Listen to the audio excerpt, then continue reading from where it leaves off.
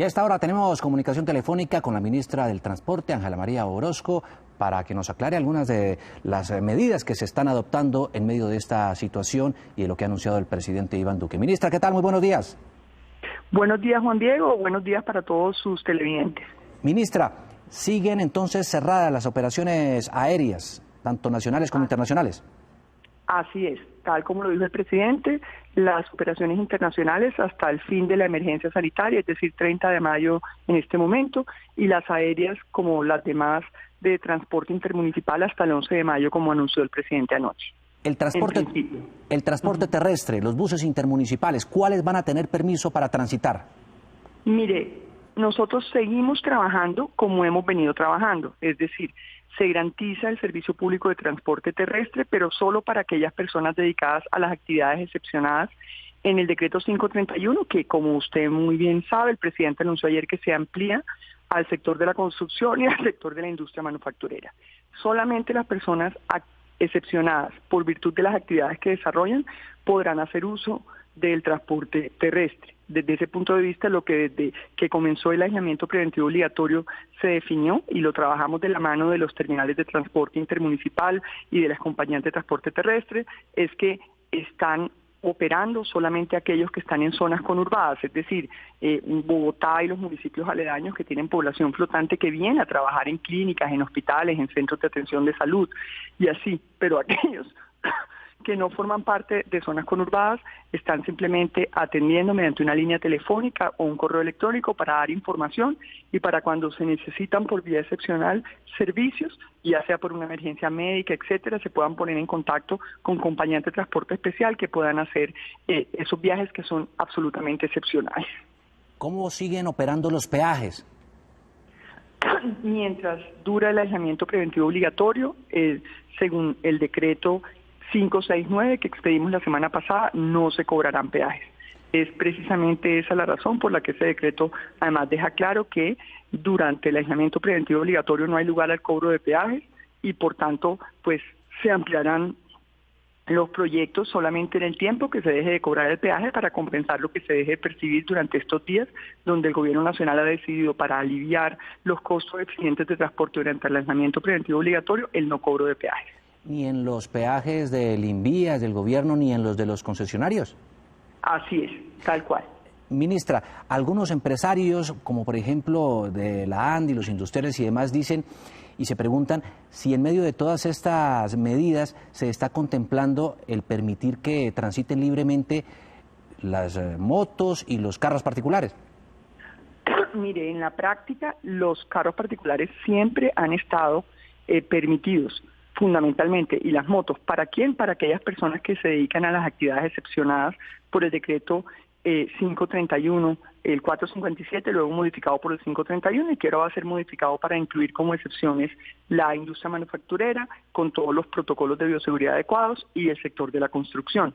Luego, aquí no ha habido restricciones, por el contrario, es ideal y una cosa importante es que queremos promover el uso de la bicicleta, el uso de los vehículos individuales es fundamental, pero como entendemos que no todo el mundo tiene un vehículo individual, porque la idea obviamente es siempre mantener esta medida de aislamiento entre las personas, que es lo ideal para evitar el contagio, pues obviamente queremos promover no solo el uso de la bicicleta, como muchas ciudades lo han hecho activando nuevas ciclorrutas, sino también el uso de las motos. De hecho, en los proyectos de infraestructura de transporte, que como usted sabe, desde el 13 de abril han estado excepcionados con los debidos protocolos y que de manera lenta se han venido reactivando en la medida en que cada empresa, concesionario, contratista ha presentado sus protocolos. Estos se han socializado con las secretarías de salud de los municipios de influencia de los proyectos.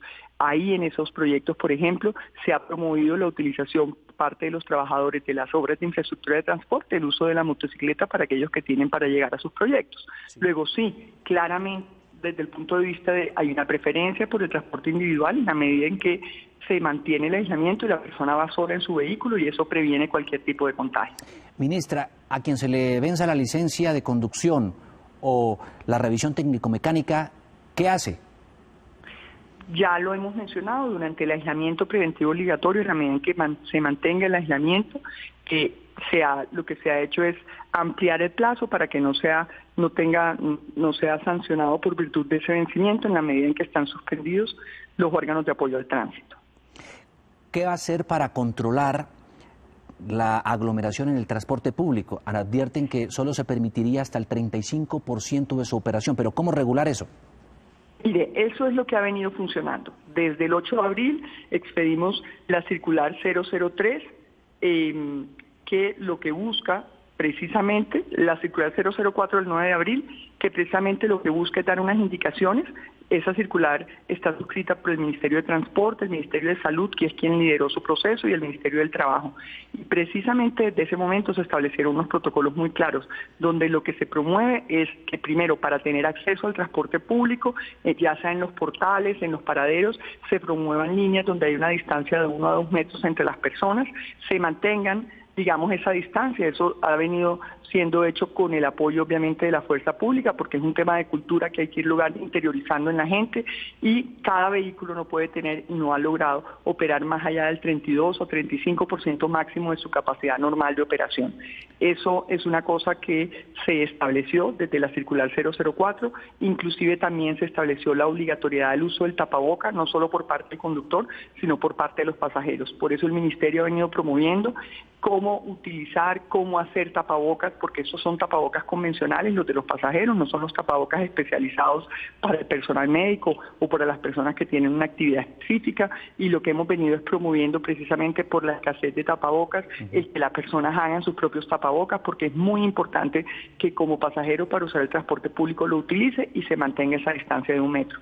Luego, desde el punto de vista del sistema de transporte masivo, esto ya ha venido funcionando así. De hecho, en razón a eso, en el decreto 575 que expedimos la semana pasada, establecimos varias medidas de carácter económico para apoyar la utilización de los sistemas de transporte masivo y la operación, porque en la medida en que está operando con un porcentaje inferior, muy inferior de pasajeros, obviamente están teniendo dificultades con sus ingresos. Desde ese punto de vista, en el decreto 575 se estableció que estos podrían endeudarse con la banca multilateral, internacional e interna, con aval de la nación, con garantía de la nación, precisamente para apoyar un endeudamiento precisamente para vivir la pandemia, porque durante la pandemia, y esto no es solo durante el aislamiento, sino durante todo el proceso de la pandemia, que ustedes han oído al ministro que ha hablado de que hablamos de 6 meses a 1 año, se tienen que mantener esas medidas de restricción en el transporte público.